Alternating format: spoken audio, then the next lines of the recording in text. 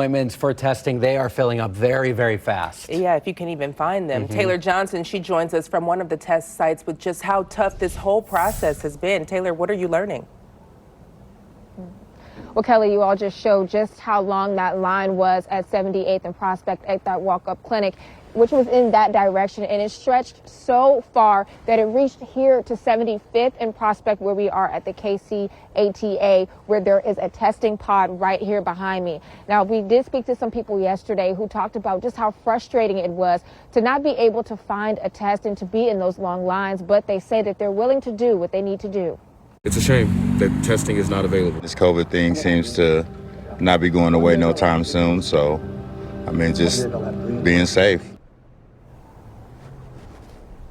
Now, Prospect wasn't the only place with long lines. You can see by the Truman Sports Complex, the line stretched so far out of the gate, you would have thought it was game day. The organizers there say they tested at least 1,600 people, and the testing event was done by AIM Laboratories, sponsored by the Missouri Department of Health and Senior Services. Now, testing there is also happening today and tomorrow, but those appointments are already full for this week. Now, there will be appointments at the Truman Complex for next week, the 17th through the 19th, and you can find that information on how to register for that appointment on our website. Those will be open later on this week. Now, appointments are also full here today at the Transit Authority, but there will be other open appointments through the rest of the week as well, and you can find information on both of those at kctv5.com. Now, in our next half hour, we're going to show you just how difficult things are on the other side of the state line, as well as people deal with trying to find COVID-19 tests in Kansas.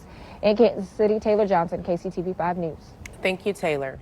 Now, there is a lot of pressure on the White House to get more tests in the hands of Americans. Last month, the Biden administration announced they'd be giving out 500 million at-home tests for free, but now we're hearing that they won't be ready until the end of next month. There's been an unprecedented demand for tests. So what we have done over the course of the last few weeks, even before that, is the president quadrupled our testing capacity since the summer. We opened 20,000 sites across the country. Health insurance companies will soon have to cover those at-home COVID tests. Saturday, the U.S. Department of Health and Human Services says private insurers will be required to pay for 8 tests a month per person. Now, either by covering the cost up front or through a claim reimbursement. A doctor's order, prescription, or office visit is not required.